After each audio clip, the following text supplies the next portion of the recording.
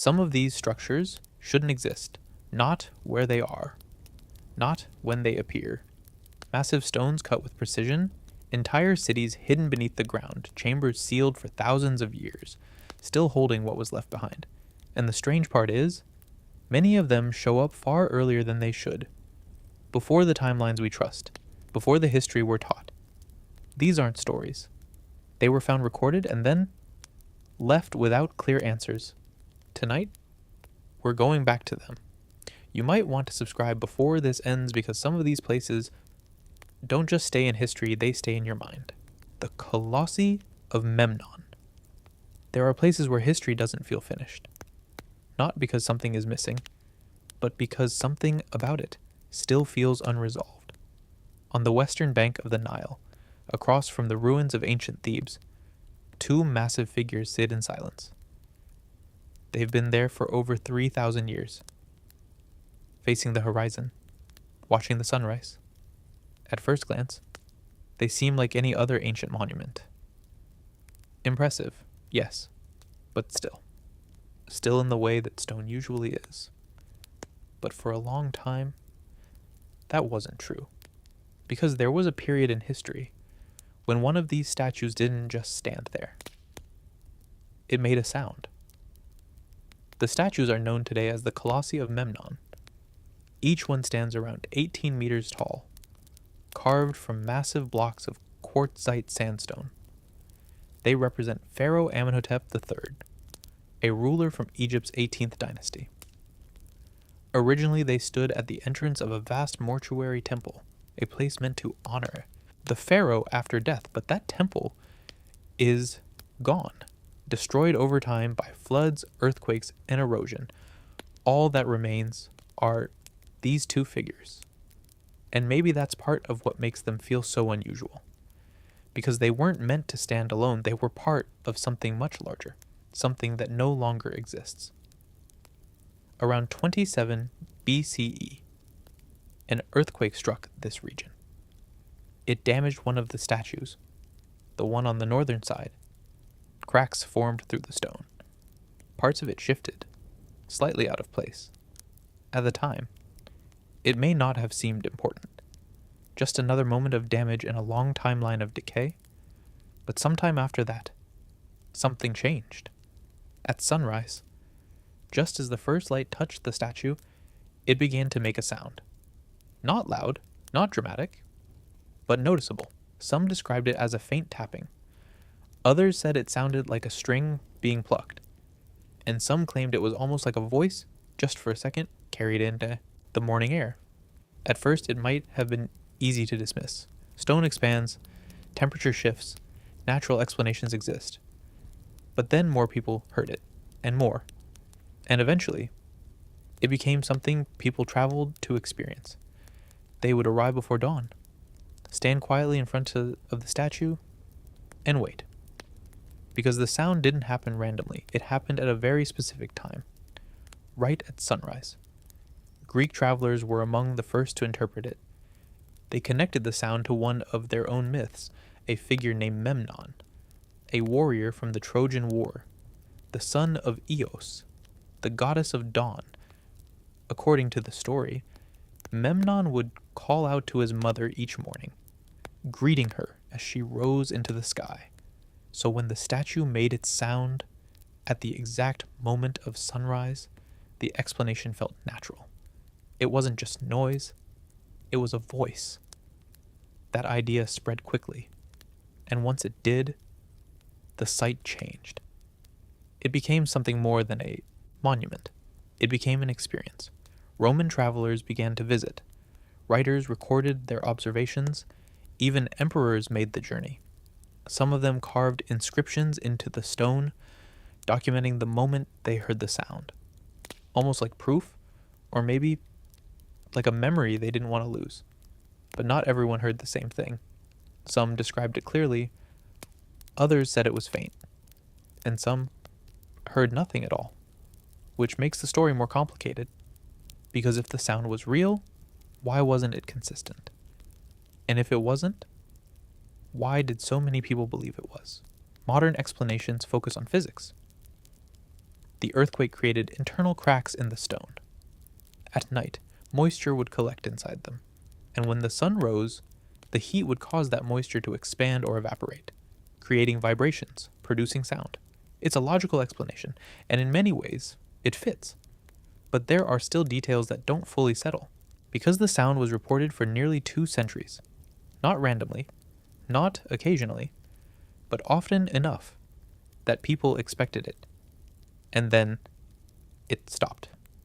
Around 199 CE, the Roman Emperor Septimius Severus ordered repairs to the statue. The cracks were filled, the structure stabilized, and after that, the sound never returned. No more voices, no more recordings, no more witnesses, just silence. At first, that seems to confirm everything. Fix the damage, remove the sound. Simple. But the human side of the story doesn't disappear that easily, because what people experienced there felt real to them. They didn't just hear a sound. They believed they were witnessing something meaningful, something connected to the place, to the moment, to the rising sun itself. And maybe that's where the deeper question begins. Not whether the statue made a sound, but why it mattered so much when it did. Because standing in front of something ancient, changes the way people perceive things. It slows them down. It makes them more aware, more attentive. And in that quiet space, between night and day, even the smallest sound can feel significant. So maybe the phenomenon was both things at once, a natural event and a human experience. A sound created by physics, but shaped by belief. Today, the Colossi of Memnon still stand, silent, unmoving, just as they always have. The sun still rises behind them. The air still shifts. With the temperature, the environment is still the same. But nothing answers the sunrise anymore. And maybe that's what makes the story stay with us. Not the sound itself, but the fact that it's gone. Because whatever caused it, whatever combination of stone, air, and time, it belonged to a specific moment in history. And that moment has passed. So now, all that remains is the question: did the statue ever truly sing? Or did people standing in front of something ancient and powerful hear what they were ready to hear? And if something as simple as stone can blur the line between explanation and mystery, then how many other places are still doing the same thing? Not speaking, not revealing anything clearly, just waiting. In silence. The lost fortress of Ugarit. There are places in history that feel unfinished. Not because they were abandoned slowly, but because something about them ended too suddenly. Ugarit is one of those places. Along the Mediterranean coast, in what is now modern-day Syria, there are ruins that don't immediately stand out. Low stone walls, fragments of buildings, broken outlines of what used to be streets. Nothing about it feels dramatic at first. It doesn't rise like a pyramid, or stretch across the landscape like a massive city. It feels quiet, almost like it's been forgotten on purpose. But beneath that quiet surface, Ugarit holds something different. Not just ruins, but a moment in history that seems to have stopped, mid-sentence. Ugarit was once a thriving port city. Around 3,000 years ago, it sat at the edge of powerful civilizations, connected to Egypt, linked to the Hittites, trading across the Mediterranean world. This wasn't an isolated place. It was active, alive. Ships arrived carrying goods, copper, timber, textiles, and more importantly, ideas. Because Ugarit wasn't just a trading center. It was a place where cultures met, where languages mixed, where knowledge moved from one world to another. And that's what makes it important. Not because of what it built, but because of what it recorded. In the early 20th century, archaeologists began excavating the site. At first, it seemed like any other ancient ruin. Walls, courtyards, storage areas. But then, they found something unexpected. Clay tablets. Hundreds of them. Then thousands. They were scattered across rooms, buried under collapsed structures, preserved by time in a way that almost felt accidental. And what was written on them changed everything. Ugarit had its own writing system, an alphabet, one of the earliest known. Not complex symbols like earlier scripts, not hundreds of characters, but something simpler, something closer to what we use today. It was structured, organized, almost modern, in a way that didn't quite fit its time. The tablets recorded everything: trade agreements, administrative records, personal letters, but also something else: stories, myths, beliefs, texts describing gods, conflicts, creation, rituals, fragments of a worldview that had been completely lost. And for a moment it felt like Ugarit had come back to life, not through its buildings, but through its words. But then another question appeared, because alongside all of this detail, there was something missing. There were no signs of gradual decline, no evidence of slow abandonment, no layers showing a city fading over time. Instead, everything pointed to something sudden. The city had been destroyed, burned, collapsed, left exactly where it fell. Some of the tablets were found still in place, as if they had been dropped and never picked up again. Rooms looked frozen, objects left mid-use. It didn't look like people had time to prepare. It looked like something happened fast. One of the most striking discoveries was a letter, written shortly before the city's destruction. It spoke of danger, of enemy ships, of urgency, not in dramatic language, but in the kind of tone people use when something is real. And then, nothing. No follow-up, no response, no continuation, just silence. Historians believe Ugarit was destroyed around 1200 BCE, during a period known as the Late Bronze Age collapse, a time when multiple civilizations across the region fell almost simultaneously. Cities burned, trade networks collapsed, entire systems disappeared, and Ugarit was one of them. The most common explanation points to the Sea Peoples, groups whose origins are still debated. They appeared suddenly in historical records, moving across the Mediterranean, attacking coastal cities. Some believe they reached Ugarit, destroyed it, and moved on.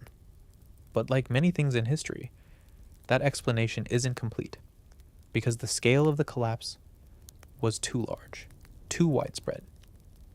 It wasn't just one city, it was multiple, across different regions, different cultures, all affected within a relatively short period, which raises a deeper question. Was Ugarit destroyed by a single event, or was it part of something larger? Some researchers point to climate change, droughts, famine, systems under pressure.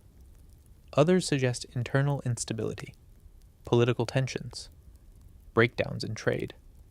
And then, there are theories that combine everything, multiple stresses happening at once, until something finally gave way. But even with all these explanations, Ugarit still feels different, because of the way it was preserved. The fire that destroyed the city also protected it. The clay tablets were baked by heat, hardened, locked in place. If the city had been abandoned slowly, those tablets might not have survived.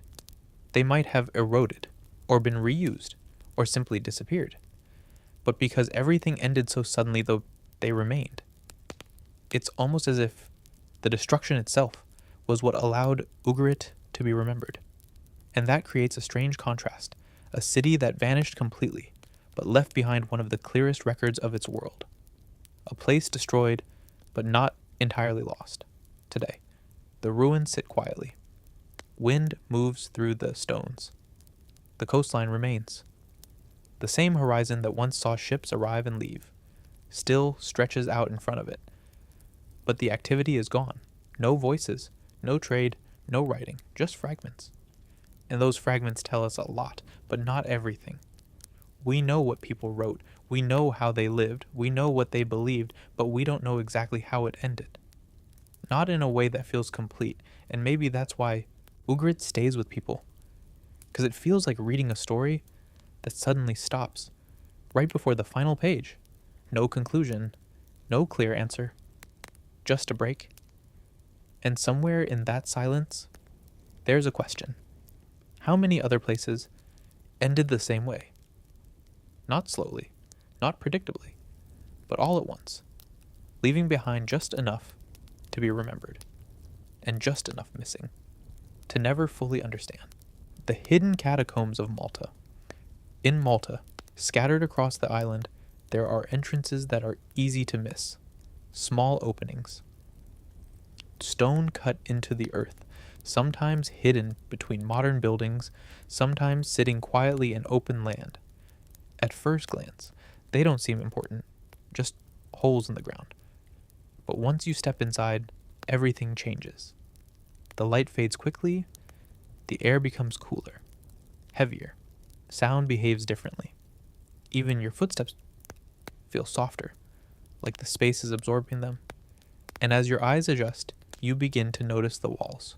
Not natural, not random, carved, carefully shaped chambers, narrow corridors, arched ceilings cut directly into stone.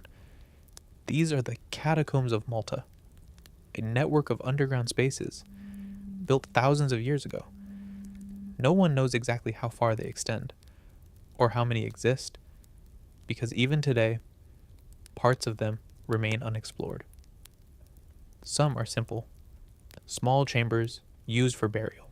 Others are far more complex, multiple levels, interconnected rooms, passages that turn unexpectedly, leading deeper into darkness. And the deeper you go, the more disorienting it becomes.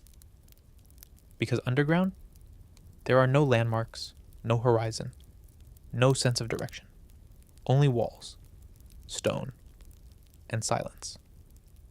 The most well-known of these structures is the Hal Saflieni Hypogam, a vast underground complex dating back over 5,000 years, older than the pyramids of Egypt, older than many of the civilizations we usually think of as ancient. It wasn't discovered through careful research. It was found by accident. In 1902, construction workers were digging foundations when the ground suddenly gave way. What they uncovered was not just a chamber, but an entire world beneath the surface.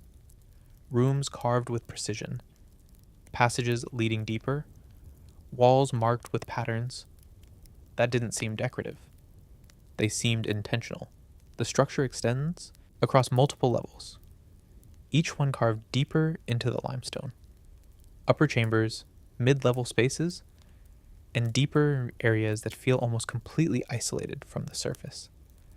And within these spaces, archaeologists found something else. Human remains. Thousands of them. Men, women, children. Not buried in separate graves, but placed within the chambers, together. Which suggests that these spaces were not just tombs. They were something more. Something communal. Something ritualistic. The design itself raises questions. Some rooms are small, enclosed. Others are wider, almost open. And then there are spaces that feel different. Chambers with smooth curves. Walls shaped in ways that affect sound. One room in particular has drawn attention for years. The oracle chamber. If you speak inside it, your voice doesn't behave normally. It resonates, deepens, carries. Even a quiet sound can fill the entire space, not loudly, but completely. It's subtle, but noticeable, which leads to a question that doesn't have a clear answer. Was this intentional? Did the people who built this space understand how sound would behave underground?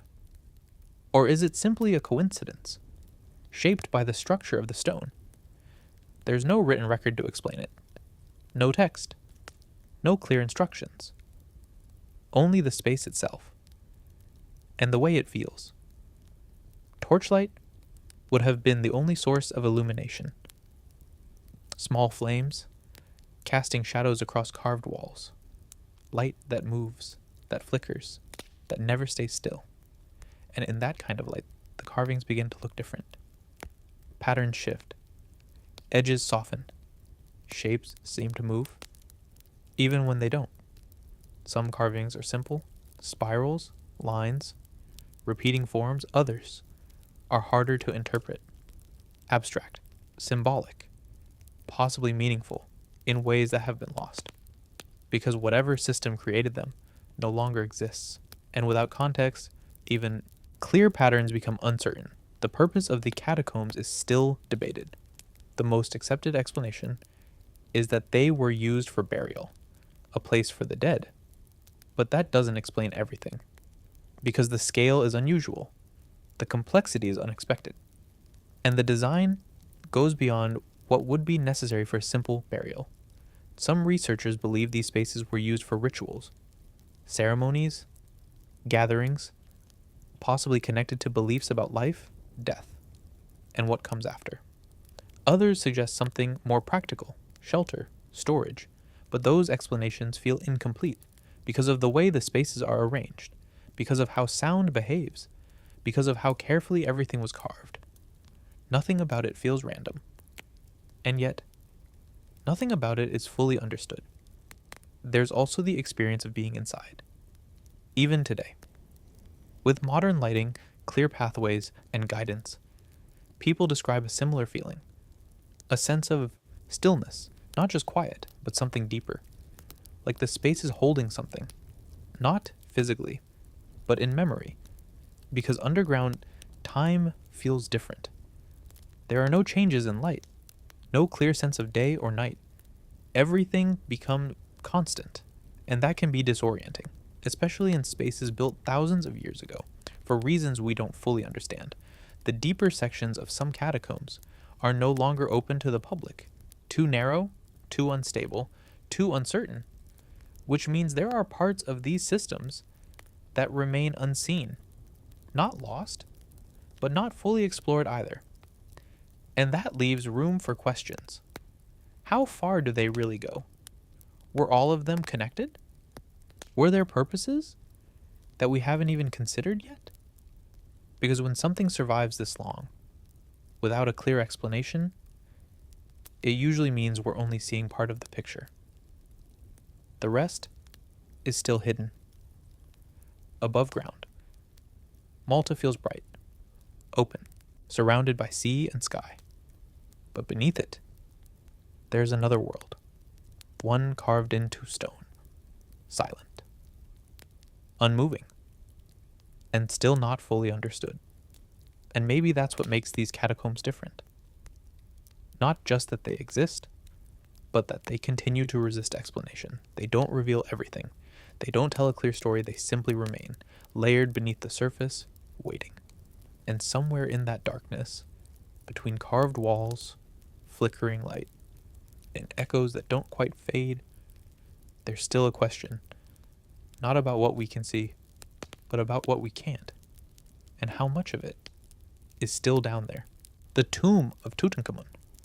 There are discoveries in history that feel planned, carefully uncovered, slowly understood, explained piece by piece. And then, there are discoveries that feel almost accidental, like something hidden for so long that when it's finally found, it doesn't quite feel real. The tomb of Tutankhamun is one of those moments, hidden beneath the sands of Egypt, in a valley already filled with royal burials. It remained untouched for over 3,000 years. Not forgotten. Not erased. Just waiting. The Valley of the Kings is a quiet place. Dry. Rocky. Surrounded by cliffs that hold heat long after the sun begins to fade. At first glance, it doesn't feel extraordinary. Just a stretch of land carved by time. But beneath the surface, it holds something else. Dozens of tombs, kings, queens, figures who once held power over one of the most advanced civilizations in the ancient world. Most of these tombs were found long ago, and most of them had already been opened, looted, disturbed, emptied. By the time the early 20th century arrived, many believed there was nothing left to find. But one archaeologist didn't fully accept that. Howard Carter. For years, he searched. carefully, patiently, not expecting something dramatic, just following small signs, small possibilities. And then in 1922, something changed. A step was found, cut into the rock, then another, and another, until a sealed doorway appeared, not broken, not disturbed, sealed. That alone was unusual because most tombs in this valley had been opened long before, but this one felt different. Carter made a small hole in the doorway, and through that opening he looked inside. Later he was asked what he could see, and his response was simple: wonderful things. Inside, the tomb was filled. Objects everywhere: chests, statues, furniture, jewelry, not scattered randomly, but placed with intention, carefully arranged, like the space had been prepared, and then left untouched.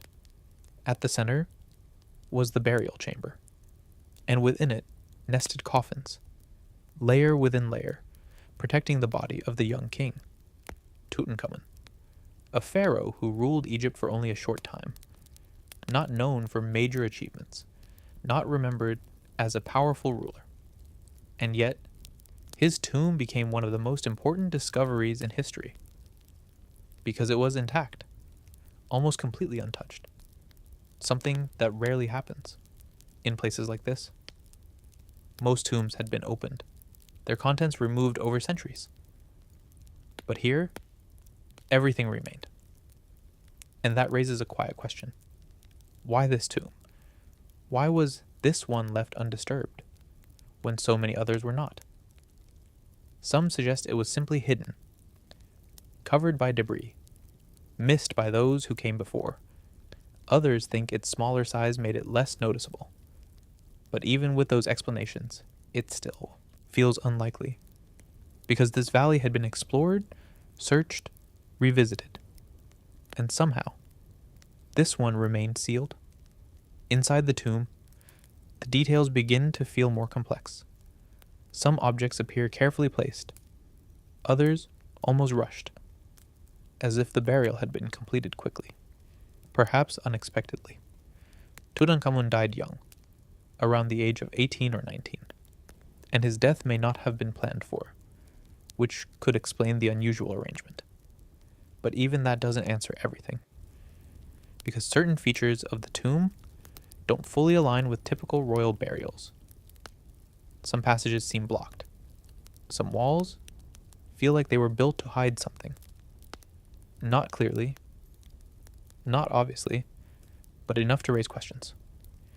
Over the years, researchers have suggested that there may be more hidden chambers, spaces beyond the walls, not yet discovered, or perhaps never meant to be.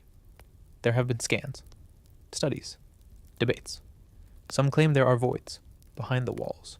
Others argue the evidence is inconclusive, and so the question remains open. Is what we see the entire tomb, or just part of it? Beyond the structure, there's also the symbolism. The walls are covered in paintings, scenes of rituals, guidance, transition, depicting the journey from life to death. And what comes after? These weren't just decorations. They were instructions for the soul, for the afterlife. Every object, every symbol, every placement had meaning, carefully chosen. But some of those meanings are no longer fully understood. Subtle differences in symbols, unusual arrangements, small details that don't match exactly with other tombs, which suggests something else. Not randomness, but variation, possibly experimentation, possibly adaptation, or something more specific to this particular burial. There's also the human side of the story, the moment of discovery, the excitement, the attention, the sudden focus of the entire world on one small tomb. And with that attention came something else: stories, unusual events, the idea of a curse. It's difficult to separate fact from interpretation. Some who were connected to the tomb's discovery died not long after, but others lived full lives. And yet, the idea remained, not necessarily as truth, but as something people couldn't fully ignore. Because when something is preserved this well, for this long, it creates a feeling that it wasn't meant to be disturbed. Even if that isn't rational, even if it's just perception. Still, the feeling exists. Today, the tomb is studied, protected, visited, its objects displayed, analyzed, preserved. But even now, it doesn't feel completely understood. Because beyond the gold, beyond the artifacts, beyond the historical importance, there are still gaps, questions that don't have clear answers. Why was it sealed so completely? Why does the structure feel slightly different? Why do certain elements suggest something hidden, but not confirmed? And perhaps most importantly, how much of what we see is exactly as it was meant to be? And how much has been shaped by time, chance, and interpretation? Because history doesn't always present itself clearly. Sometimes it reveals just enough. Enough to understand, but not enough to fully explain. And the rest remains just out of reach. The tomb of Tutankhamun is not just a discovery. It's a moment. A preserved space and time. One that shows us how people lived, how they believed, how they prepared for something beyond life. But it also reminds us of something else. That even when something is found, completely uncovered, fully visible, it can still hold mysteries. Quiet ones. The kind that don't disappear, even after 100 years of study. And maybe that's why this tomb still matters. Not because of what it gave us, but because of what it still doesn't. And somewhere, behind painted walls, beneath layers of stone, or simply within the details we don't yet understand, there may still be something waiting. Not lost, just not fully seen yet. The forgotten mystery of the Chachapoya cloud people. High in the Andes of northern Peru, where mountains rise into mist and clouds drift low enough to touch, there are traces of a civilization that feels distant. Not just in time, but in understanding. They are known as the Chachapoya, often called the cloud people, not because of myth, but because of where they lived. Their world existed in high-altitude forests, where visibility fades quickly, and landscapes shift between clarity and fog within minutes. It's a place where distance becomes uncertain, where shapes appear and disappear without warning. And maybe that environment shaped them, because much of what we know about the Chachapoya feels incomplete, fragments of structures, scattered remains, accounts written by outsiders, long after their time had passed, enough to confirm they existed, but not enough to fully understand who they were. One of the most striking things about the Chachapoya is where they chose to build. Not in valleys, not in open plains, but along cliffs, on mountain ridges, in places that are difficult to reach even today. Stone structures rise unexpectedly from the forest, walls carved into steep slopes, terraces shaped to hold the land in place. And then there are the settlements, circular buildings, carefully constructed, positioned in ways that feel both practical and intentional. One of the largest sites is known as Quelap, a massive fortress sitting high above the surrounding landscape. From a distance, it almost blends into the mountain, but as you get closer, its scale becomes clear. Thick stone walls, rising up to 20 meters high, enclosing hundreds of structures inside. It feels less like a simple settlement, and more like something designed to protect. Or perhaps, to isolate. Access is limited, narrow entrances, controlled pathways. It's not a place you arrive at casually. You reach it deliberately. And once inside, the space feels enclosed. Not in a restrictive way, but in a way that separates it from everything else. Which raises a quiet question. Who were they protecting themselves from? Or what were they trying to stay apart from? The Chachapoya are often described as warriors, fierce, independent. Spanish accounts from the 16th century describe them as resistant to outside control. different. But those accounts come from a time when their culture was already changing, already under pressure. Because by the time the Spanish arrived, the Chachapoya had already been affected by another force. The Inca Empire, expanding across the Andes, absorbing surrounding cultures. The Chachapoya were among those they encountered.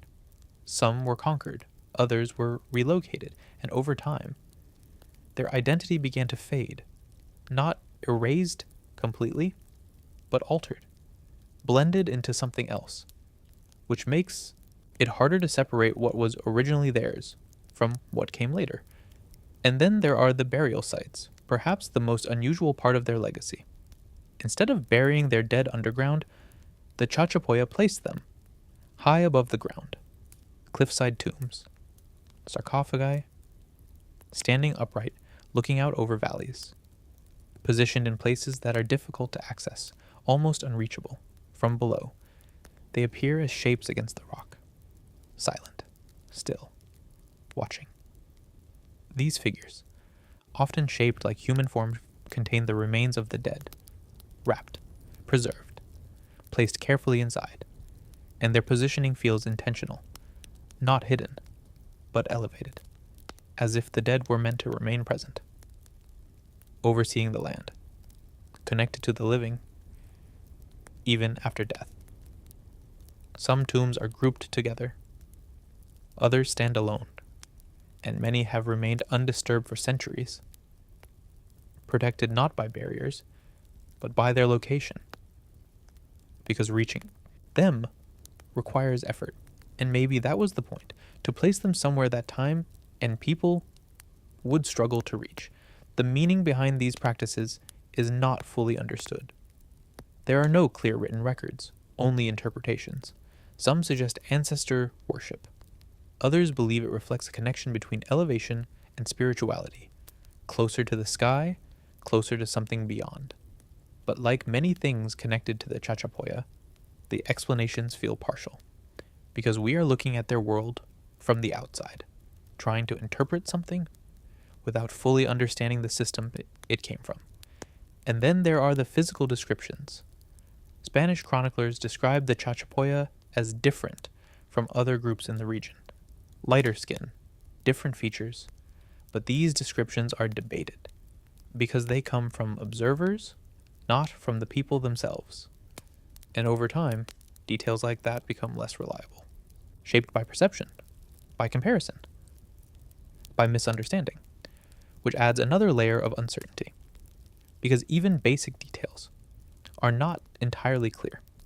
And then there's the environment again, the clouds, constant, shifting, covering structures, revealing them, changing how the landscape looks from one moment to the next. And in a place like that, it becomes easier for things to disappear. Not completely, but just enough to lose clarity. The Chachapoya didn't leave behind massive monuments like the Egyptians. They didn't carve their history into stone in ways that remain fully readable. What they left behind is more subtle.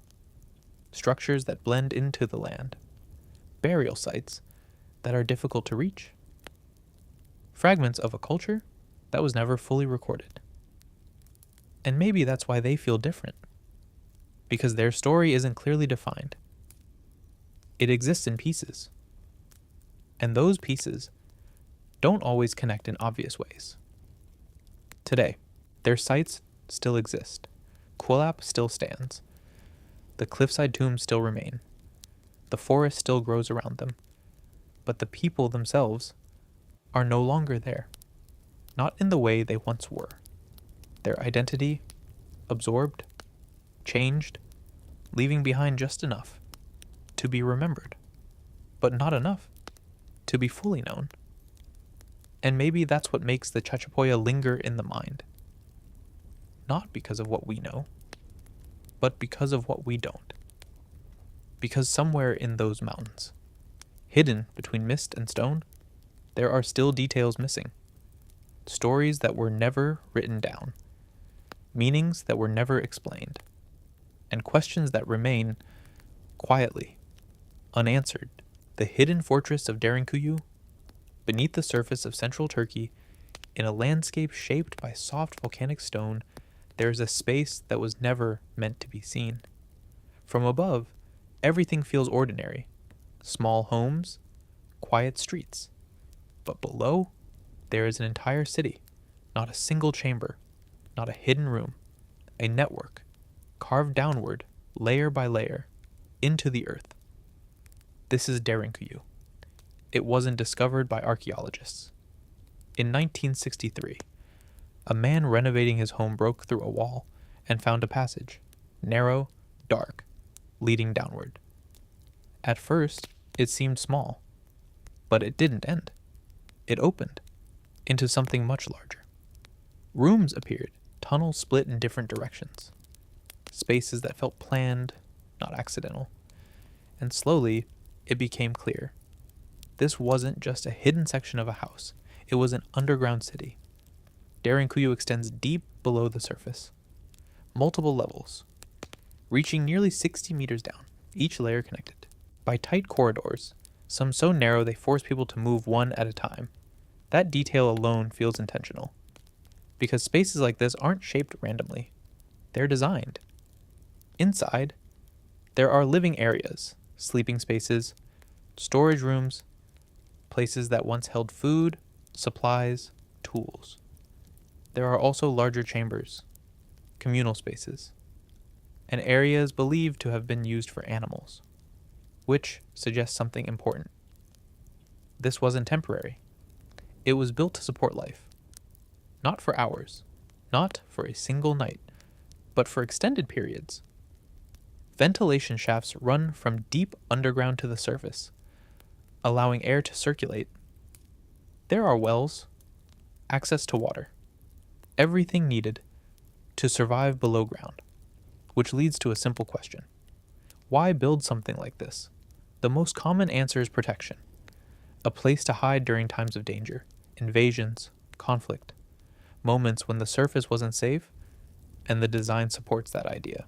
Entrances could be sealed. Massive circular stone doors rolled into place from the inside, blocking access completely. Difficult to move from the outside, the narrow tunnels also serve a purpose. They slow movement, limit how many people can pass at once, make it easier to defend. Everything about the structure feels controlled, defensive, but even with that explanation, something feels incomplete. Because of the scale, because building something like this takes time, effort, planning across generations. This isn't a short-term solution, it's something developed, expanded, refined, which suggests that whatever threat existed wasn't temporary, it was expected, repeated, or feared enough to justify an entire underground city. Some researchers believe early Christians used these spaces to escape persecution. Others suggest the origins go back even further. Earlier communities, expanding natural caves over time, but there's no single clear answer. Because Derinkuyu isn't just one structure. There are others. Underground cities spread across the region of Cappadocia. Some smaller, some still being explored, which suggests something larger. Not a single project, but a system. Multiple underground spaces, possibly connected. And that changes the perspective. Because this wasn't just a place to hide. It was a way of living, when the surface couldn't be trusted. Inside Derinkuyu, there are signs of organization. Rooms that appear structured, spaces that may have been used for teaching, areas that feel communal, not just functional, which means life didn't stop underground. It continued, but in a different way, without sunlight, without open space. Time would have felt different, not measured by day and night, but by routine, by necessity. And even now, walking through the tunnels, there's a shift in perception. Sound feels contained. Light feels limited. The walls are close. The ceiling's low. Every turn looks similar. It becomes easy to lose direction, easy to feel disoriented, and yet, for those who lived here, this was normal. Understood. Navigable. Which suggests a level of adaptation we don't fully relate to anymore. There are also parts of Derinkuyu that remain unexplored, sections too narrow, too unstable, or simply not yet reached. Which means even today, we don't know everything. How far does it really extend? Were all underground cities connected? How many more exist that haven't been fully uncovered? Because if one city like this exists, and others nearby follow the same pattern, then the idea becomes bigger, more complex, more deliberate. And that leads to another thought. If entire communities were prepared to live underground, what was happening above? What kind of world makes this necessary? Because building downward like this isn't a first choice. It's something you do when staying visible feels unsafe. And yet, even with all the explanations, there's still something about Derinkuyu that feels unfinished. Not in structure, but in understanding. Because we can describe what it is, we can map parts of it, we can explain how it might have been used, but the full picture still feels just out of reach. And maybe that's why it stays in the mind. Not just because it exists, but because of what it represents. A place built to disappear, completely hidden, beneath the surface, out of sight, protected by the earth itself. And somewhere within those tunnels, those sealed doors, those deeper levels we haven't fully explored yet, there may still be answers, not lost, just not fully uncovered. The enigma of the Phaistos Disk. On the island of Crete, within the ruins of an ancient palace, a small object was found. Not large, not made of gold, not immediately impressive, just a disc, clay, flat, carefully shaped. At first glance, it doesn't seem extraordinary, but the moment you look closer, something feels different, because the surface of the disc is covered, not randomly, but with symbols, arranged in a spiral, moving inward toward the center, each symbol pressed into the clay, with precision, repeated, organized, intentional. This is the Phaistos disc, discovered in 1908 in the ruins of the Minoan Palace of Phaistos, buried beneath layers of time, protected by the collapse of the structure around it. Unlike many artifacts, it doesn't immediately explain itself. There are no clear translations, no accompanying texts, no reference points to compare it to directly. Only the disc itself, and the symbols it carries. There are around 240 individual impressions, made up of roughly 45 unique symbols. Some resemble human figures, others look like tools, animals, abstract shapes, each one stamped into the clay, not carved by hand, which is unusual, because it suggests a method, a system, possibly one of the earliest forms of printing. But even that idea raises more questions than answers, because if this was a system, where are the others? Why has only one disc been found? No duplicates, no variations, just this, which makes it feel less like part of a larger set, and more like something singular, something isolated.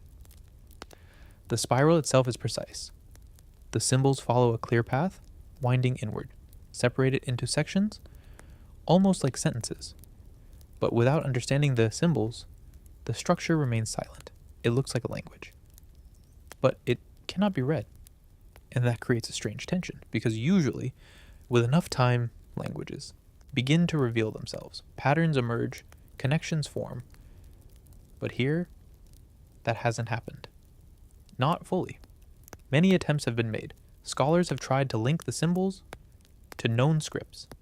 Linear A, Linear B, other ancient writing systems, but nothing fits completely. Some patterns seem close, but never exact, which leaves the disc in a kind of uncertainty. Recognizable, but not understandable. And that raises a deeper question. Is it even a language? Or is it something else? Some believe it is a form of writing, a message, possibly religious, possibly administrative, something meant to be read aloud or understood by a specific group. Others suggest it may be symbolic, a ritual object, not meant to be read in the way we think of text, but interpreted differently, through meaning, not direct translation. There are even theories that it could be a game, a tool, or something entirely unique that doesn't fit into any category we recognize, because the disc doesn't provide context. It doesn't explain itself, it simply exists. And that's what makes it different, because most artifacts connect to something, a culture, a system, a pattern. But the Phaistos disc stands alone, which makes every interpretation uncertain. The method used to create it adds another layer. The symbols appear to have been stamped using individual seals, pressed into soft clay before being fired, which means someone created the symbols first, then used them repeatedly, in a controlled way. That suggests planning, preparation, not a spontaneous act, but a deliberate one. And yet, if this method existed, why don't we see it elsewhere? Why is there no evidence of similar objects? Because a system like that doesn't usually appear once. It develops, it spreads. But here, it seems to begin and end with this single disc. The location of its discovery also raises questions.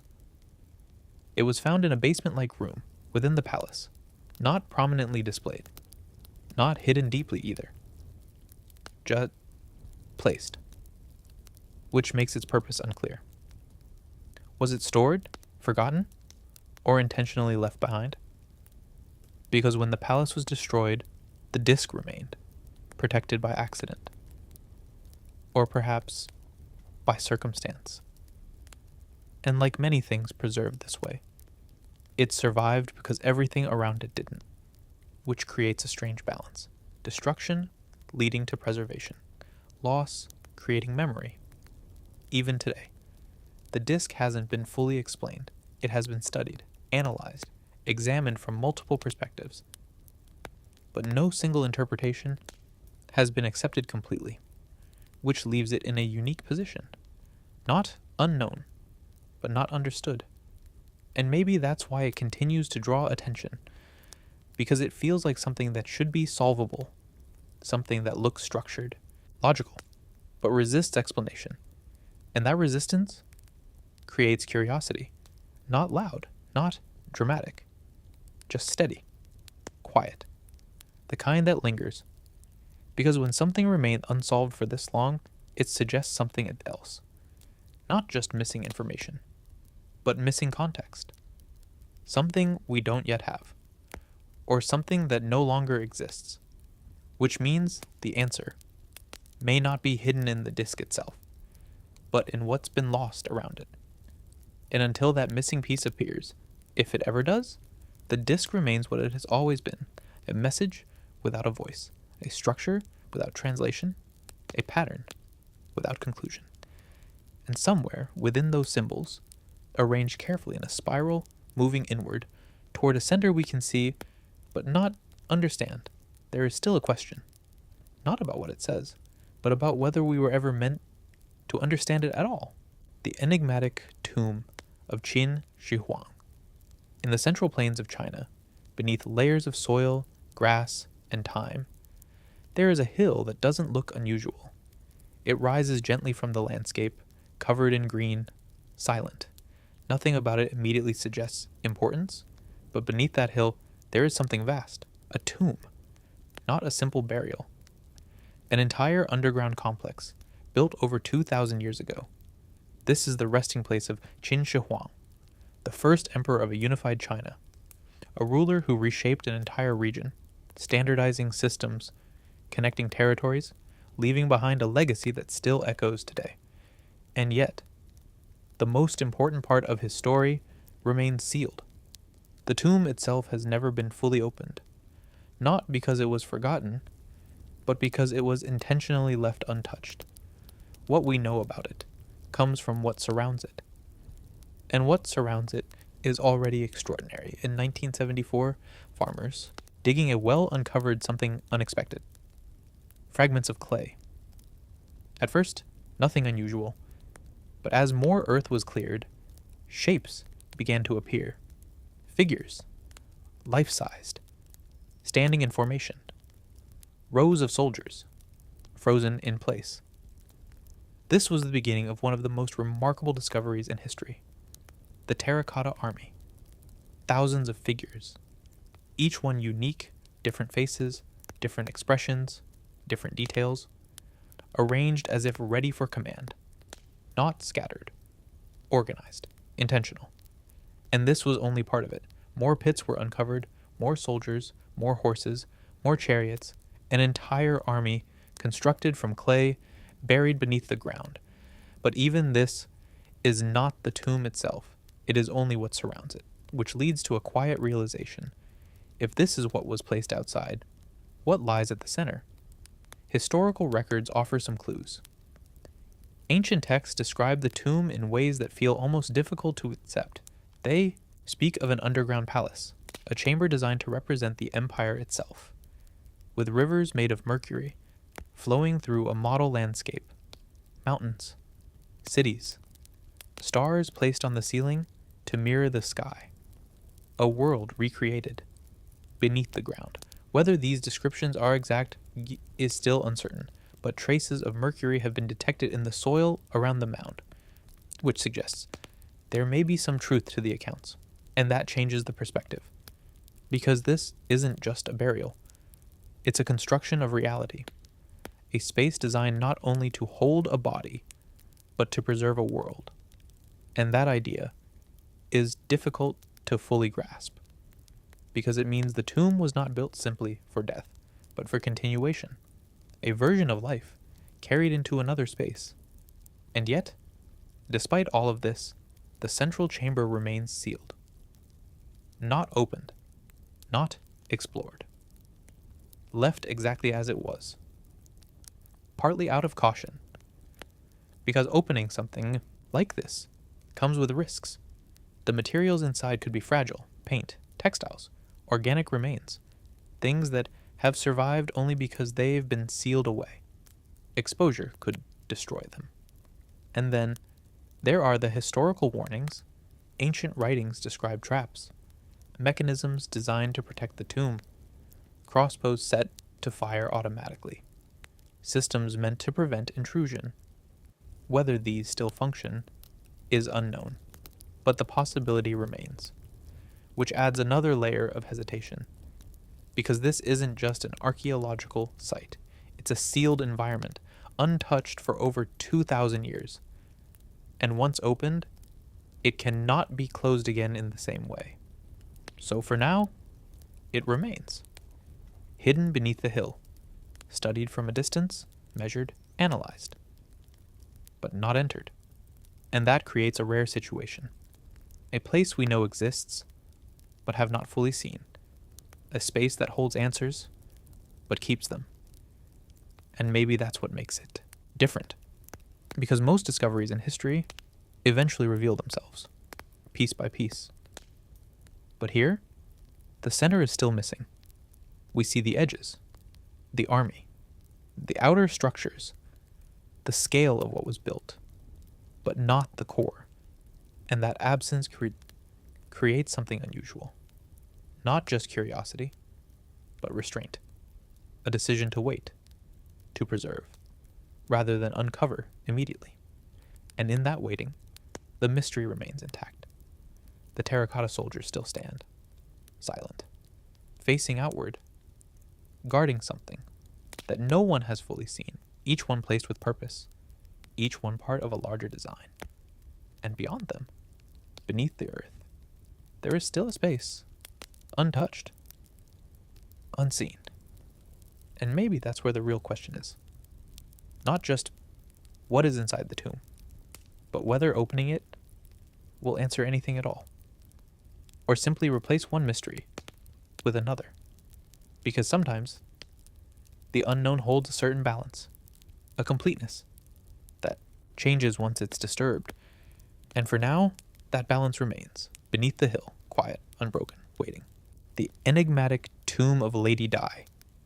In central China, beneath layers of earth, clay, and time, There was a tomb that should have disappeared, not because it was destroyed, but because of what was inside: organic materials, silk, food, a human body, things that don't usually survive for long.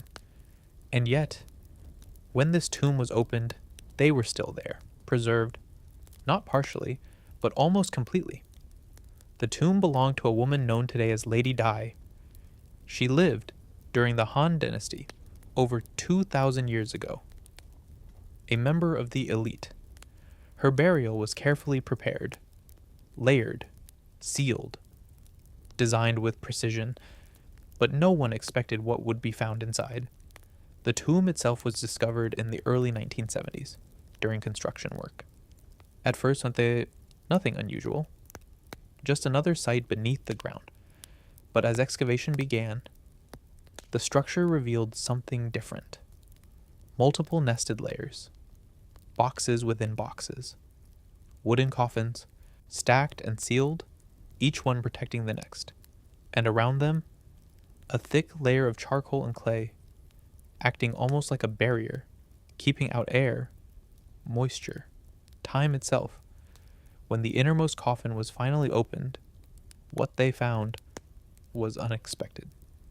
The body had not decayed. The skin remained soft, the joints still flexible, even internal organs were intact. This was not a skeleton, it was a preserved human form, so well maintained that it challenged everything people thought they knew about decomposition. Because under normal conditions, this shouldn't happen. Not for this long. Not without modern methods. And yet, this tomb had achieved it. Without technology. Without chemical preservation as we understand it today. Just design, careful construction. And something else that still isn't fully explained. Inside the tomb, there were also artifacts, hundreds of them. Silk garments, still intact, still detailed, paintings. Objects used in daily life. Food, even liquids, sealed in containers. All preserved, all unchanged in ways that feel unusual. Because normally, materials like silk degrade quickly. They break down. They disappear. But here, they remained, protected by something within the tomb's environment. Researchers have studied it carefully. The layers, the materials, the way everything was sealed. And while there are explanations, none of them feel complete on their own. The charcoal may have absorbed moisture. The clay may have prevented air from entering. The sealed coffins created an isolated space. All of this makes sense.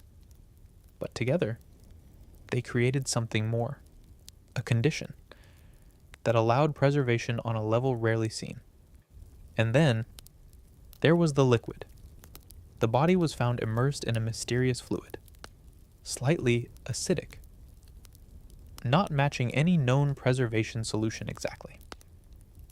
Its composition is still debated, because it doesn't fit cleanly into any category. It's not simply water, not entirely natural, but not clearly artificial either. And that adds another layer to the mystery, because it suggests intention, not just burial, but preparation, something designed to maintain the body, not just symbolically, but physically, which raises a deeper question: why? Because preservation at this level goes beyond ritual. It suggests purpose, a belief that the physical body mattered, even after death. In Han Dynasty beliefs, the afterlife was not separate from life. It was a continuation. And the tomb was designed to support that, providing comfort, familiarity, a space where existence could continue in some form. But even with that understanding, this tomb still feels different, because of how complete everything is, because of how little has changed. It doesn't feel like something from 2,000 years ago. It feels recent. And that creates a strange disconnect between time and preservation, because when something survives this well, it doesn't feel distant. It feels close, almost immediate. And that changes the way people react to it. Not just as history, but as something more tangible, something that hasn't fully transitioned into the past, even today. The body of Lady Di is studied, carefully preserved in controlled conditions. But even with modern science, replicating what happened in that tomb is difficult, because it wasn't just one factor. It was a combination. Materials, environment, sealing methods, and possibly knowledge we don't fully understand anymore. The tomb itself is no longer sealed. The environment has changed. The balance that preserved everything has been altered, which means what we see now is only part of what once existed. And that leads to another thought. If this level of preservation was achieved once, how many other tombs might have existed with similar methods that didn't survive? Because this discovery was not planned. It was found by chance, which means there could be others, still hidden, still sealed, still holding conditions that haven't been disturbed. And if that's true, then what we understand about the past may only be a fraction of what once existed. The tomb of Lady Di doesn't just show preservation, it shows intention, precision, a level of care that goes beyond expectation. And even now, after decades of study, it doesn't feel fully explained. Because while we can describe what happened, we can't fully recreate it. And that gap is where the mystery remains. Not loud, not dramatic, just quiet, persistent. And somewhere within that tomb, within the layers that once sealed it completely, within the balance that kept everything intact, there is still a question. Not just how it was done, but whether that knowledge still exists somewhere unseen. The enigma of the Shigir idol. In the forests of Russia, far from cities, far from monuments, there was something buried beneath the earth that no one expected to find. Not stone, not metal. Wood. A material that usually disappears with time. But this one didn't. It remained. Preserved in a way that feels unlikely. Hidden within layers of peat. Protected from air. From decay. From change. When it was discovered in the late 19th century, it didn't immediately seem extraordinary. Fragments of wood. Darkened. Waterlogged. But as the pieces were brought together, something began to appear. Not random shapes. A figure. Tall. Elongated. Covered in carvings. This is known today as the Shigir idol. And at first, it seemed like just another ancient artifact. But over time, that assumption began to change. Because the more it was studied, the more unusual it became. The idol is over 5 meters tall when reconstructed, carved from a single tree trunk, its surface covered with patterns, lines, shapes, faces. Not just one face, multiple, stacked along the length of the figure, each one distinct, each one placed with intention. And the carvings themselves are not random decoration. They follow structure, repeating forms, symmetry, a system, which suggests something important. This wasn't casual, it wasn't decorative in a simple sense, it meant something. But what that meaning was is still unclear. For a long time, the idol was believed to be around 9,000 years old. Already ancient, already significant. But later testing changed that. More precise dating revealed something unexpected. It was much older, around 12,000 years old, possibly more, which places it far earlier than many known civilizations, before large cities, before structured societies as we usually imagined them. And that creates a quiet tension, because an object this complex, this intentional, shouldn't fully exist in that context, not in the way we expect history to progress, because we tend to think of early humans as simple, focused on survival, limited in expression, but the Shigir idol suggests something else: symbolism, abstraction, meaning beyond function, and that shifts the perspective, because it means that even at that time, there were systems of thought that we don't fully understand anymore. The patterns carved into the idol have been studied repeatedly. Some believe they represent stories, others suggest maps, or symbolic representations of natural elements, water, land, movement. There are also theories that the faces represent spirits, ancestors, or beings connected to belief systems that no longer exist.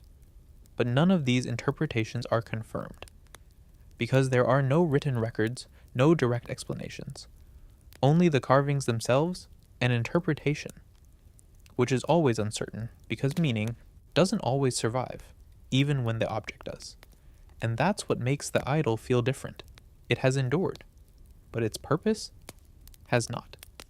The environment that preserved it also adds to the story. Peat bogs are unique. Low oxygen, high acidity, conditions that slow decay, which is why the wood survived.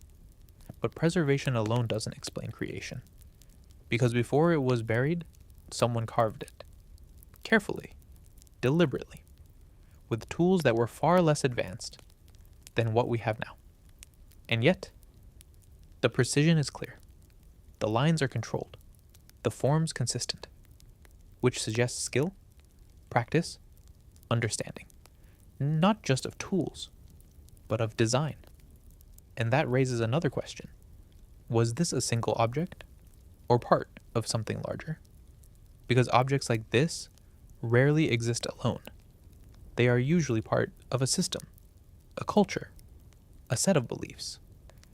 But in this case, we only have fragments of that world, enough to confirm it existed, but not enough to fully reconstruct it. And that leaves space. Not empty space, but uncertain space, where interpretation fills the gaps. Some researchers believe the idol may have been placed in a ritual environment, possibly standing upright, visible, part of ceremonies or gatherings. Others think it may have marked territory or held symbolic meaning tied to survival. Cycles of nature, seasons, movement of people. But again, these are possibilities, not conclusions, and that's where the mystery remains. Because even though we can measure it, date it, analyze its structure, we still can't fully explain it. And maybe that's because we're missing something. Not information we haven't found yet, but context that no longer exists. A way of thinking, a system of meaning, that didn't survive the same way the wood did, which means we're looking at something without fully understanding the perspective it came from. And that changes everything, because without that perspective, even clear patterns become unclear. Even intentional design becomes uncertain. The Shigir idol still exists today, preserved, displayed, studied. But even now, it doesn't feel fully explained, because it doesn't fit neatly into expectations. It feels older than it should be, more complex than expected, and quieter than something so significant usually is. It doesn't demand attention. It doesn't reveal itself easily. It simply remains. And somewhere within those carvings, within those repeated lines and faces, there is still something unresolved, not hidden, but not fully understood. And maybe that's what makes it stay in the mind, not because of what it shows us, but because of what it suggests. That long before recorded history, before structured civilizations, before systems we recognize, there were already ideas, symbols, ways of understanding the world that we no longer have access to. And the only trace of that is a carved piece of wood that somehow survived, when almost everything else didn't. Hidden glyphs of San Agustin. In the highlands of southern Colombia, where hills roll into mist and rivers cut quietly through the land, there are stones that don't fully explain themselves. They stand in open fields, along slopes, near ancient burial sites. At first, They look like statues. Carved figures, human-like forms, animals, faces that feel both familiar and unfamiliar at the same time. But the longer you look, the more something begins to shift, because these aren't just statues. They are covered in markings, lines, shapes, carved details that seem too deliberate to be only decorative. This place is known as San Agustin, one of the largest collections of ancient stone carvings in South America. Hundreds of figures spread across a wide landscape, each one different, each one holding something. Some appear to carry weapons. Others hold objects that are difficult to identify. Some figures seem calm, others more intense. But it's not just the figures themselves that draw attention. It's the details carved into them. Subtle patterns, repeated shapes, glyph-like markings that appear again and again across different statues.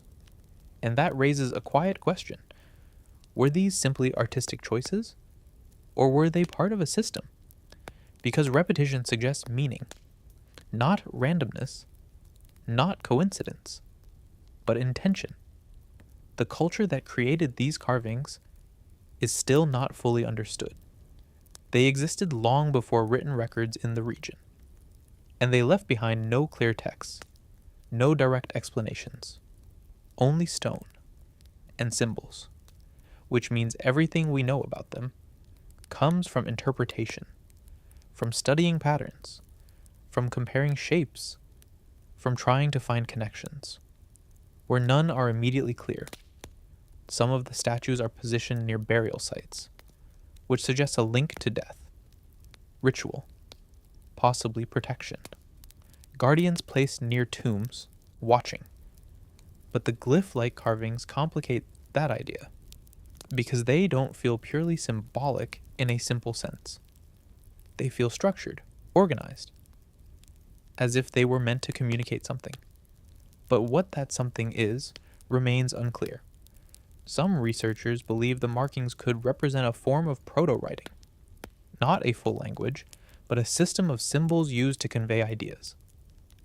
Others think they may be purely ritual, connected to belief systems that no longer exist, symbols that held meaning only within that culture. And without that context, the meaning disappears, leaving only the form. There are also recurring themes. Felines, serpent-like shapes, figures that seem to combine human and animal features. Not clearly one or the other, but something in between, which suggests a worldview where boundaries were not fixed, where identity could shift, where symbolism went beyond simple representation. Some carvings show figures holding smaller figures, or objects that resemble tools, or weapons, or something else entirely. The shapes are clear, but the purpose isn't, and that creates a pattern. Everything is visible, but not fully understood, which is what makes the site feel different, because nothing is hidden. The statues are out in the open, the carvings are right there, and yet, the meaning remains just out of reach. Over time, weather has softened some of the details, edges have faded, lines have become less sharp, which adds another layer of uncertainty, because even the parts we can see today may not be exactly how they were originally, and that makes interpretation even more difficult. Because when details change, meaning can shift, or disappear completely. The scale of the site also raises questions. Hundreds of carvings spread across a wide area, not concentrated in one place, but distributed, which suggests planning, movement, a system that extended beyond a single location. But without written records, that system can only be guessed at.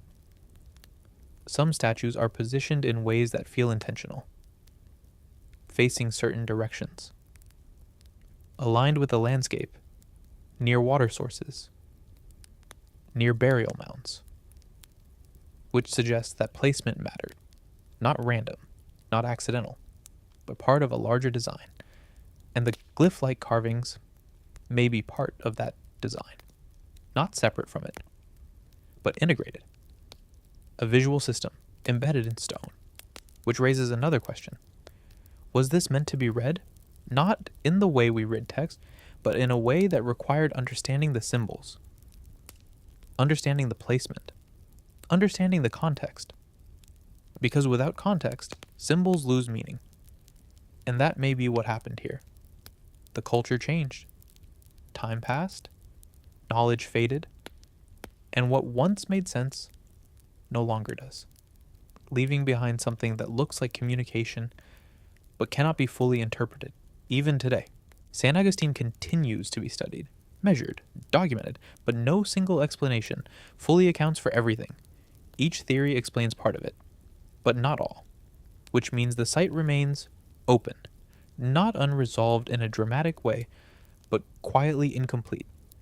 And maybe that's what makes it stay in the mind, not because of what we can see, but because of what we can't fully understand. Because the carvings are there, the patterns are there, the repetition is there, which means meaning is there somewhere. But without the key to interpret it, it remains hidden, not beneath the ground, not behind walls, but within the symbols themselves. And maybe that's the difference. Because some mysteries are hidden physically, buried, sealed, lost. But others are right in front of us, visible, clear. And still, unreadable, and somewhere across those hills, among those carved stones, those faces, those repeating patterns, there is still a message, not lost, just not understood. The sealed graves of the Varna necropolis gold. Near the coast of the Black Sea, in what is now modern-day Bulgaria, there is a place where the ground holds something unexpected. Not ruins rising into the sky, not massive structures, but graves, simple at first glance. And yet, what was found inside them doesn't match what we expect from their time. This is the Varna necropolis, discovered in the 1970s by accident. Construction work. A routine dig that uncovered something unusual. Objects. Small at first, then more. And as the excavation continued, it became clear. This was not an ordinary burial site. It was something far more significant. Hundreds of graves spread across the area, each one containing artifacts, but some of them contained something else. Gold. Not small amounts, not decorative fragments, large quantities, carefully shaped. Beads, bracelets, ornaments, objects that required skill, planning, understanding of materials, and time. What makes this unusual is not just the presence of gold, but when it appears. These graves date back over 6,000 years, which places them among the oldest known examples of gold working in the world. Earlier than many civilizations, commonly associated with advanced metallurgy. And that creates a quiet shift in understanding, because it suggests something unexpected. That complex craftsmanship existed earlier than we assumed. That knowledge was already developing in ways we don't fully track. Some graves are simple, few objects, minimal decoration. Others are different, filled with gold, arranged carefully around the body, or sometimes placed where a body should be. Because not all graves contain human remains. Some are symbolic, objects placed in the shape of a body, but no actual person, which raises a question. What were these graves for? Burial? Or something else? Because if objects can replace a body, then the meaning changes. It becomes less about physical presence and more about representation, about identity or status. The arrangement of gold also suggests something important. It isn't scattered, it's positioned, deliberate, around the head, across the chest, near the hands. Patterns that repeat, which implies rules, a system, not random placement, but structured meaning. Some graves contain far more than others. One in particular stands out, grave 43. It holds an extraordinary amount of gold, more than most other graves combined. Weapons, ornaments, symbols of power. And yet, the body itself is not preserved in the same way, which creates an imbalance between what remains and what doesn't, because the gold survives, but the person it belonged to does not, leaving only the arrangement and the suggestion of importance. This has led many to believe that Varna represents one of the earliest examples of social hierarchy, differences in wealth, differences in status, reflected in burial, but even that explanation doesn't fully resolve everything, because the symbolic graves don't fit neatly into that idea.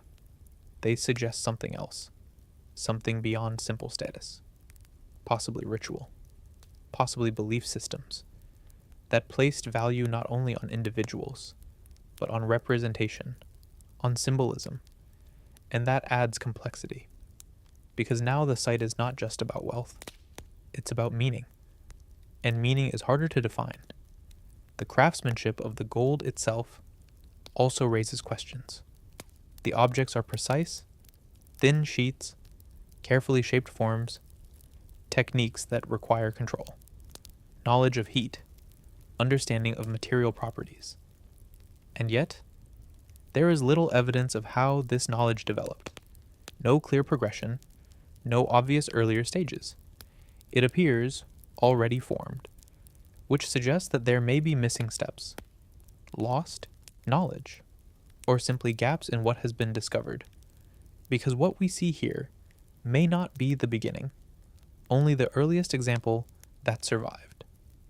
And that shifts the timeline, quietly, without changing everything, but enough to create uncertainty. The location of the necropolis also matters. Near the coast, connected to trade routes, possibly exposed to different influences, ideas, materials, which could explain some of the development. But again, not completely. Because even with external contact, the level of craftsmanship remains notable, advanced, deliberate, not experimental. And that suggests confidence, understanding. A system already in place, today. The Varna necropolis is studied carefully, the artifacts preserved, displayed. But even with detailed analysis, there are still questions. Not about what was found, but about what it means. Because the presence of gold changes how we interpret everything else. It introduces value, not just material value, but symbolic value, power, identity, belief. And without knowing how those concepts were understood, the interpretation remains incomplete. The graves are silent. They don't explain themselves. They don't tell us why certain individuals were buried with more, or why some graves contain no bodies at all. They simply present the evidence, and leave the rest open. And maybe that's what makes this site stay in the mind. Not because of the gold itself, but because of what it suggests, that even in deep prehistory, long before written records, long before systems we fully recognize, there were already structures, differences, ideas about value that shaped how people were remembered. And that raises a final thought. If something as complex as this existed over 6,000 years ago, how much else has been lost, not destroyed, but simply not found yet? Because what we see here may not be unique, just rare, a moment preserved by chance, and somewhere, beneath other layers of earth, in places not yet uncovered, there may be more. Not just gold, but answers, or perhaps more questions. The mountain carved into a kingdom at Lalibela. In the highlands of Ethiopia, where the land rises into stone and sky, there is a place that doesn't reveal itself all at once. From a distance, it looks quiet. Rock, earth, open ground. Nothing immediately suggests what's hidden there. But as you move closer, the ground begins to change. Edges appear, lines that don't belong to nature alone. And then, the stone opens. not upward, but downward. Carved directly into the earth, entire structures begin to appear, not built on top of the land, but cut into it. This is Lalibela, a place where the mountain itself was shaped into something else. Churches formed from a single mass of rock, not assembled, not constructed piece by piece, but removed until what remained became the structure, each one carved downward, from the surface into the ground, leaving behind walls, rooms, passages, spaces that feel both natural and intentional at the same time. There are 11 main churches at Lalibela, each one different, each one connected, through a network of trenches, tunnels, and pathways cut through stone. From above, they are almost invisible, blending into the landscape. But from within, they feel complete, defined, like spaces that were always meant to be there. The most well-known of these structures is a church shaped like a cross, standing alone, surrounded by a deep trench, separated from the surrounding rock, but still part of it. To reach it, you descend, step by step, moving down into the earth, until the structure rises around you, not above, but from below. And that shift changes perception, because the usual sense of scale no longer applies. You're not looking up at a building, you're inside something that was carved out of what used to be solid ground. The process itself raises questions, because carving downward like this requires precision, planning, understanding the structure of the rock. Every cut matters. Every removal shapes what remains. Mistakes can't easily be undone. And yet, the forms are consistent. Walls straight, edges defined, details carved into surfaces, windows, doorways, decorative patterns, all created, not by adding material, but by taking it away. Which suggests something important. This wasn't improvised, it was designed. Before the first cut was made, the churches are believed to have been created in the 12th century during the reign of King Lalibela, a ruler who is said to have envisioned a new kind of sacred city, a place of pilgrimage, a spiritual center, sometimes described as a New Jerusalem. But even with that context, the scale of what was created still feels difficult to fully process. Because this isn't one structure, it's a network, multiple buildings connected, aligned, integrated into the landscape, all carved from a single environment. And that level of coordination requires more than effort. It requires vision, a plan that exists before the work begins.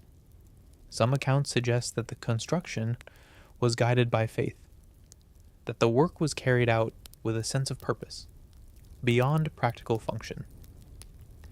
There are even stories that describe the involvement of forces beyond human effort, not as literal explanations, but as reflections of how extraordinary the result appears.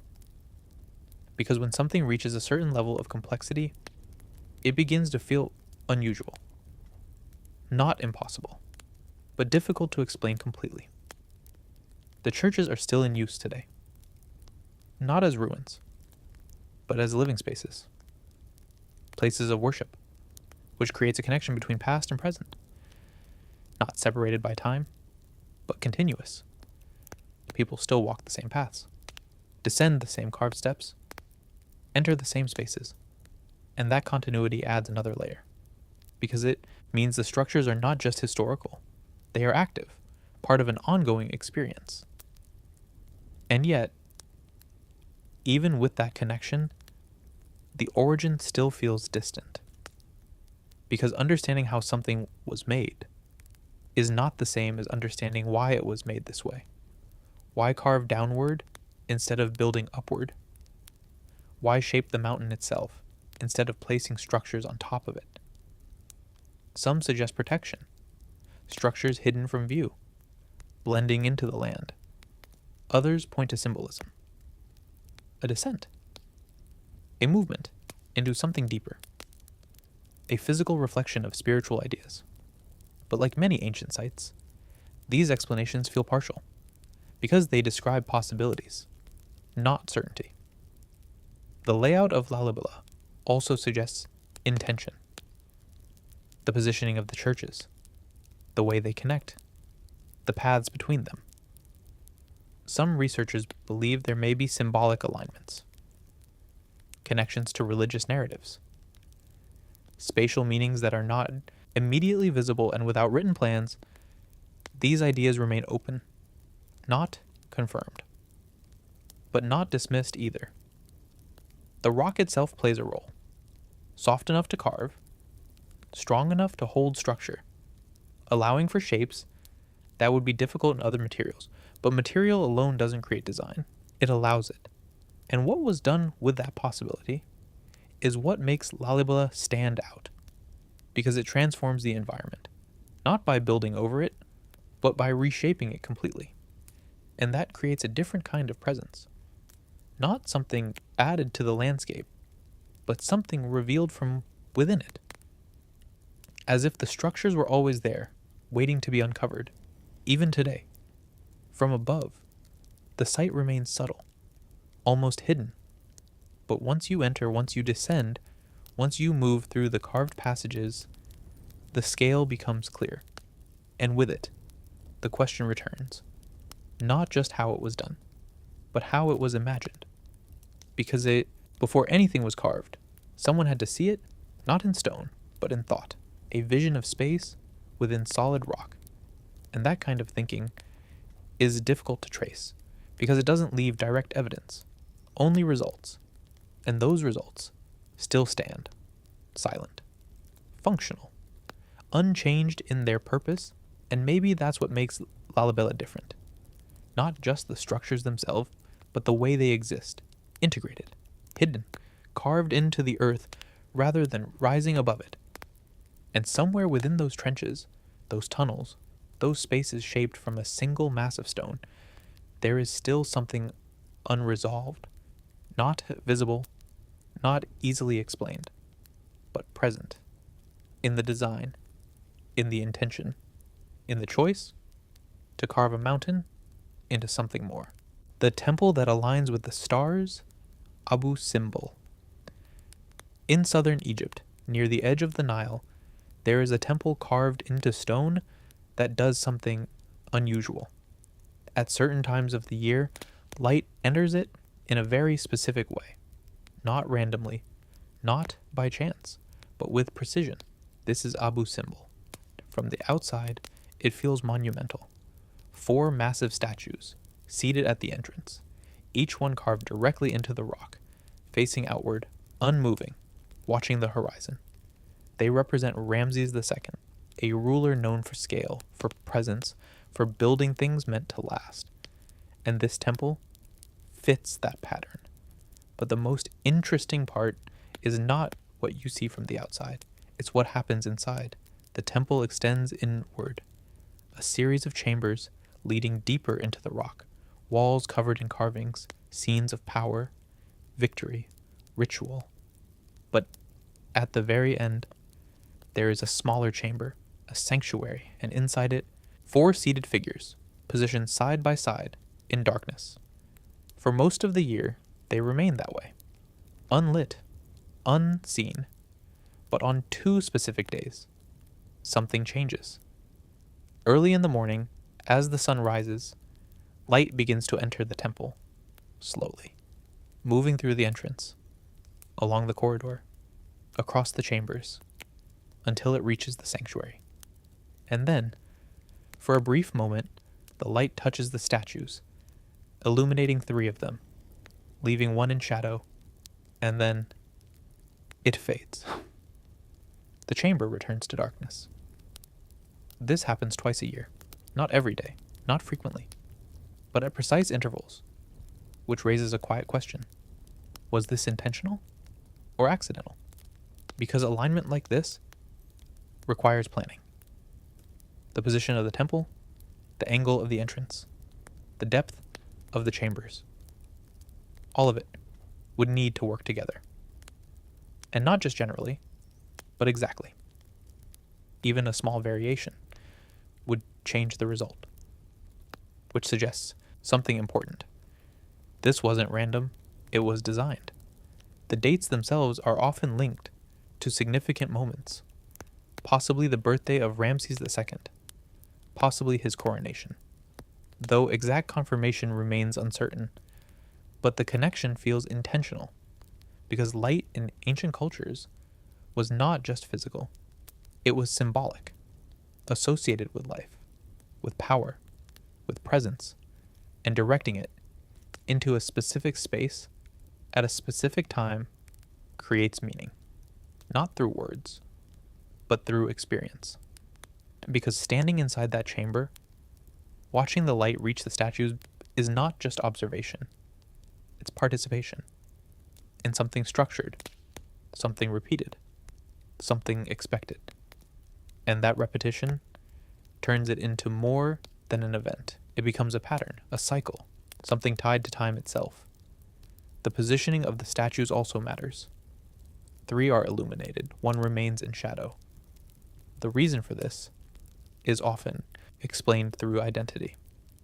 The figures represent different deities alongside the pharaoh, and one of them, associated with darkness, remains untouched by the light, which suggests balance.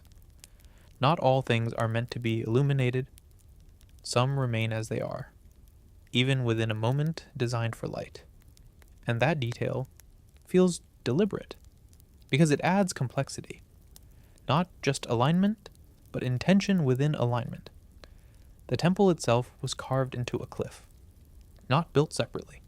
Like many structures of its time, it was shaped from what already existed, which means the environment was part of the design, not separate from it. The rock, the direction, the horizon, all of it had to be considered, and that level of awareness suggests understanding, not just of construction, but of movement, of light, of time. Some researchers connect the alignment to solar cycles, to the movement of the sun across the year, to predictable patterns that could be observed over long periods, which means this wasn't a one-time calculation. It was likely based on observation, repeated, refined, until the result was achieved. And that process requires patience, attention, and a willingness to work with something that cannot be controlled directly. Because light cannot be shaped, it can only be guided, and guiding it through stone across distance into a specific point at a specific time is not simple, even now. And yet, it was done, thousands of years ago, with tools that were limited, but understanding that was not. The temple was later moved, in the 20th century, as part of a large preservation effort, relocated piece by piece to protect it from rising water, and even after being moved, the alignment was preserved, which confirms something important, that the positioning was not accidental, it was measurable, reproducible, real. And that removes one layer of uncertainty, but not all of it, because even if we understand how it works, we don't fully understand why it was done this way. Not completely, because purpose is harder to measure than structure. The experience of the event remains the same. People gather, wait, watch as the light moves through the temple and reaches the chamber, just as it did centuries ago, unchanged in pattern, unchanged in timing, and that continuity creates a connection between past and present, between intention and observation. And maybe that's what makes Abu Simbel different. Not just the scale, not just the design, but the way it interacts with time. Because it doesn't just exist, it does something at specific moments in a way that repeats. And that repetition is what makes it feel precise, intentional, almost predictable, and yet still impressive. Because even when something is understood, it doesn't lose its impact. And somewhere in that movement of light, in that brief illumination, in that alignment that continues year after year, there is still a question, not about whether it was planned, but about how much of that understanding we truly recognize today. Because what looks simple now may not have been simple at all. And what feels predictable may have once been something carefully discovered, observed, and then shaped into stone. The giant skeleton that vanished from science? Castelnau. In the south of France, in a place called Castelnau, a discovery was made that didn't quite fit expectations. Not because it was unclear, but because it seemed too unusual. In the late 19th century, during routine excavations, fragments of bone were uncovered. At first, nothing remarkable. Bones are often found in places like this. Part of the past, part of the ground itself. But as the pieces were examined, something began to stand out. The size. These were not small fragments. Not typical. They were larger than expected. Noticeably so. Enough to raise questions. Because when something doesn't match known patterns, it becomes difficult to place. The bones were studied, measured, compared to human anatomy. And the conclusion at the time was unusual. They appeared to belong to a human-like individual, but much larger, significantly larger. Estimates suggested a height far beyond normal human range, which introduced a problem. Because findings like this don't easily fit into established understanding. They challenge it. And when something challenges established understanding, it requires careful verification. The fragments were documented, descriptions were recorded, measurements noted. For a brief moment, the discovery existed within scientific discussion, not widely known, but not ignored either, and then it disappeared, not dramatically, not with a clear explanation, but quietly. The bones themselves are no longer available, not displayed, not studied in modern detail, gone from direct examination. What remains are the records, written accounts, descriptions from the time, and references that suggest the discovery was real. But without the physical evidence, everything becomes uncertain, because science depends on verification, on repetition, on the ability to examine something directly, and without that, certainty fades, which leaves the discovery in a strange position, not fully accepted, but not fully dismissed either, because something was found, something that was measured, something that was recorded, but without the material itself, it becomes difficult to confirm. Over time, the story has been interpreted in different ways. Some suggest the bones may have been misidentified. Fragments of large animals, mistaken for human remains. Others propose exaggeration, small differences in measurement, expanded through retelling. And then there are more speculative ideas, that the bones were exactly what they seemed, and that their disappearance removed the possibility of further study. But without evidence, these remain possibilities, not conclusions. Which brings the focus back to what we actually have. Records. Descriptions. Measurements. From a time when documentation existed, but methods were different, less standardized, more dependent on individual interpretation, and that introduces uncertainty, not because the discovery wasn't real, but because the framework around it was not as precise as it is today, which means even accurate observations can become difficult to verify later. The idea of unusually large human figures appears in many cultures. Stories, accounts, legends that describe individuals of great size. But separating myth from physical evidence is not always straightforward, because once something enters narrative, it changes, it grows, it adapts, and the original detail can become difficult to isolate. The Castelnau discovery sits somewhere in between.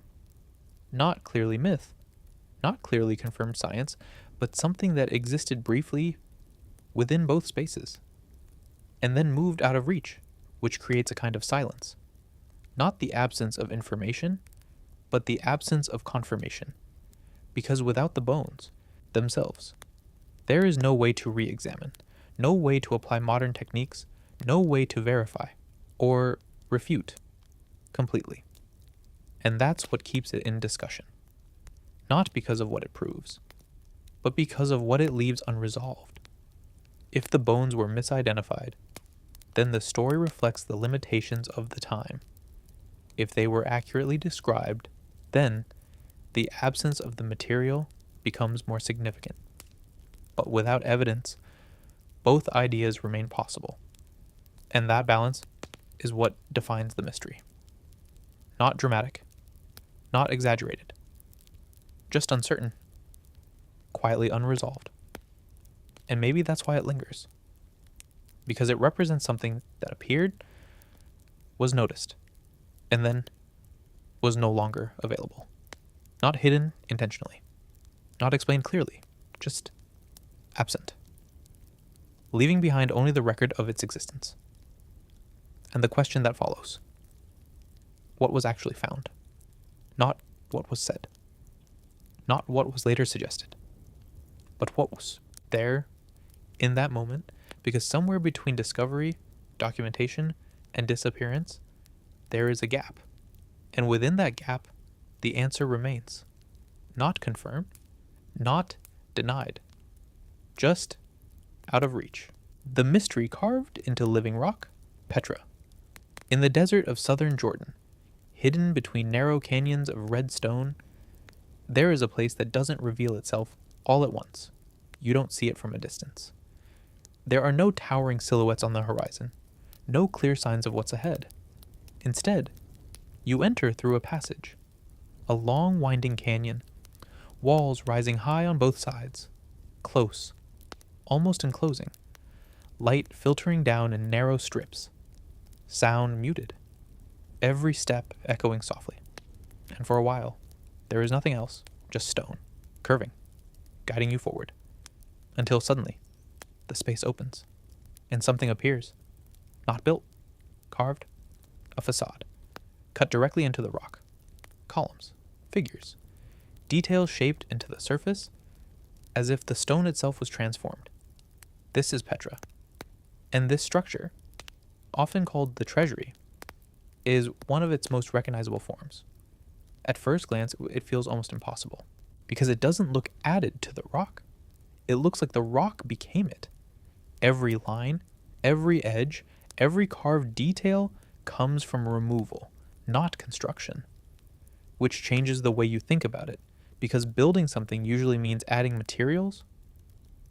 But here, everything was created by taking material away, carefully, precisely. And that requires a different kind of planning, because once stone is removed, it cannot be replaced. Every cut matters. Every decision is permanent. The people who created Petra are known as the Nabateans, a civilization that thrived in this region over 2,000 years ago. They were traders, moving goods across long distances, connecting different parts of the ancient world, and Petra became one of their central hubs, a city hidden within the landscape, protected by geography, accessible only through narrow passages, which made it both connected and concealed. The structures carved into the rock are not limited to one building, there are many. Tombs, chambers, spaces cut into cliffs, spread across the area, some large, some smaller, but all sharing the same method, carved, not built. And that consistency suggests something important. This wasn't experimental, it was intentional. A system, a way of shaping space that was understood. The treasury itself is often described as a tomb, though its exact purpose is still debated. Because while it has the form of a monumental structure, its function is not entirely clear, and that uncertainty extends across much of Petra. Because even though the structures are visible, their meanings are not always fully known. The carvings include influences from different cultures, Greek, Egyptian, local traditions, all blended into a single form, which reflects the position of Petra as a place of exchange, not isolated, but connected. And that connection shows in the design. details that feel familiar, but arranged in ways that are unique. The city also had advanced systems, water channels, reservoirs, ways of collecting and directing water in a desert environment, which suggests adaptation, understanding of the land. Not just survival, but control. And that adds another layer. Because Petra is not just visually impressive, it is functional. Engineered to support life, in a place where that is not easy. And yet, despite all of this, the city was eventually abandoned. Not suddenly, but gradually. Trade routes shifted. Importance changed. And over time, Petra became quieter, less active, until it was no longer a central place. And like many sites, it moved out of focus, not destroyed, but not fully remembered either. For centuries, it remained largely unknown to the outside world, until it was rediscovered in the 19th century. And even then, it didn't fully explain itself, because seeing something is not the same as understanding it. The structures remain, the carvings are clear, the scale is visible, but the intention behind certain details is still uncertain. Why carve into rock instead of building outward? Why create spaces this way? Part of the answer may be practical. The rock provides structure, stability, protection, but that doesn't explain everything, because the level of detail goes beyond necessity. It reflects choice, aesthetic, meaning, and meaning is harder to define. Standing in Petra today, the experience is still similar. You walk through the narrow canyon. You reach the opening. You see the facade appear. Gradually. And for a moment, it feels unexpected. Not because it's hidden, but because of how it's revealed. And that moment is part of the design. Not just the structure itself, but the way you encounter it, which suggests that experience was considered, not just construction, but perception. And that idea feels modern, even though it's ancient, because shaping how something is seen requires awareness of space, of movement, of timing. And all of that is present here. Even now, the stone holds its form. The carvings remain, weathered slightly, but still defined, still clear enough to show intention, but not always clear enough to explain it completely. And that leaves something behind. Not confusion, but quiet curiosity. Because Petra is visible, accessible, well documented. And yet, not fully understood. Not in every detail. Not in every choice that was made. And maybe that's what makes it stay in the mind. Not because it's hidden, but because even in full view, it still holds questions. About design. About purpose.